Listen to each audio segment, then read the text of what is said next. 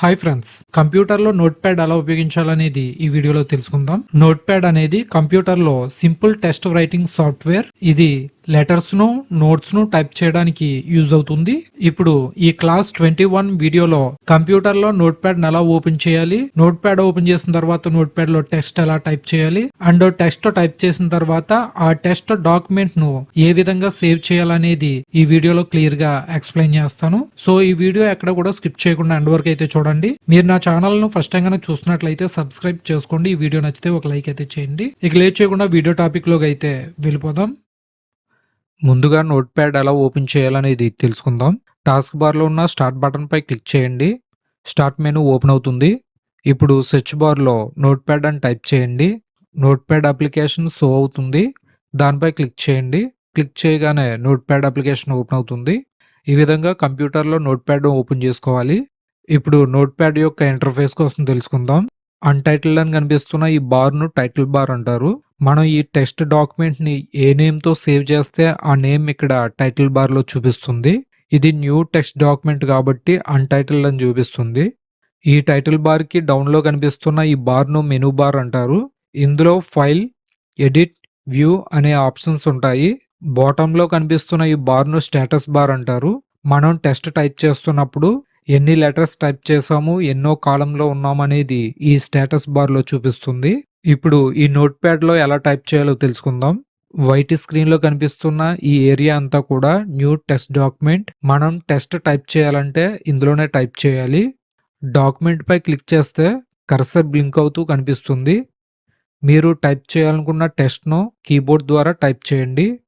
నేనైతే hi friends, welcome to Shiva tutorial channel.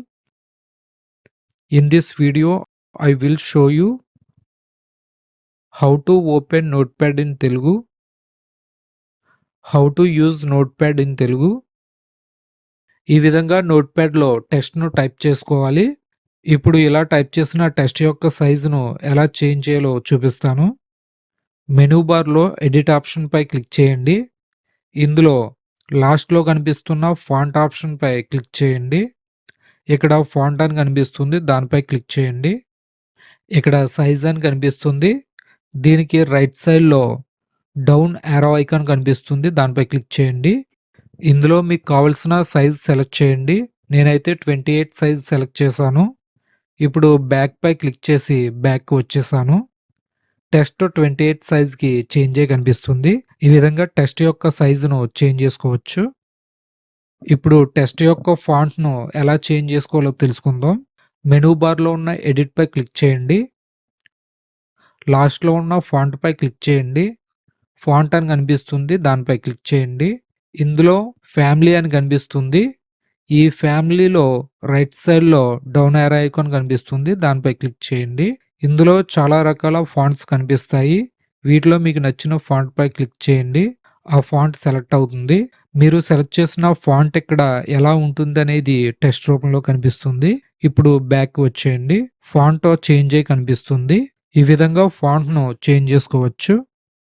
Note pad లో మనం టైప్ చేసి సేవ్ చేసే దానికంటే వెబ్సైట్ లో ఉండే ఇన్ఫర్మేషన్ ని సేవ్ చేసుకునేదే ఎక్కువగా ఉంటుంది. సో ఇప్పుడు వెబ్సైట్ లో ఉండే టెక్స్ట్ ను నోట్ ప్యాడ్ లో ఎలా సేవ్ చేయాలో చూపిస్తాను.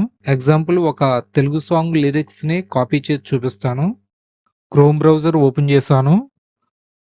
ప్రేమికుడు తెలుగు సాంగ్స్ లిరిక్స్ అని టైప్ చేశాను. వెబ్సైట్ ఓపెన్ చేశాను.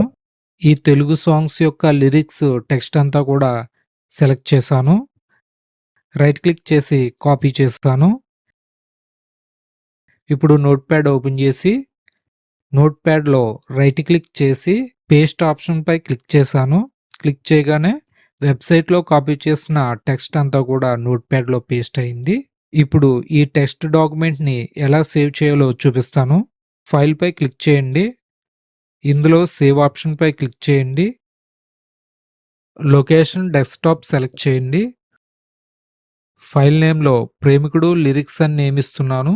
సేవ్ యాజ్ టైప్ లో text document .txt format select చేయండి.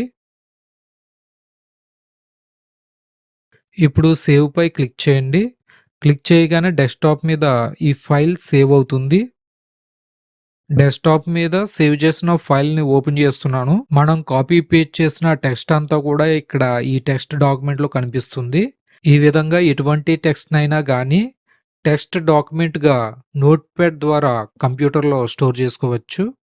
ఈ విధంగా కంప్యూటర్ లో నోట్ ప్యాడ్ ను యూజ్ చేయాలి. ఇక్కడతో క్లాస్ 21 వీడియో అయితే కంప్లీట్ అయింది. నెక్స్ట్ వీడియో క్లాస్ 22లో మళ్ళీ కలుద్దాం. ఈ వీడియో కనుక మీకు యూజ్ అయిందనిపిస్తే లైక్ చేయండి, షేర్ చేయండి, కమెంట్ చేయండి. ఇలాంటి మరిన్ని వీడియోస్ కోసం మన ఛానల్ ను సబ్స్క్రైబ్ చేసుకోండి. Thanks for watching. Please subscribe my channel.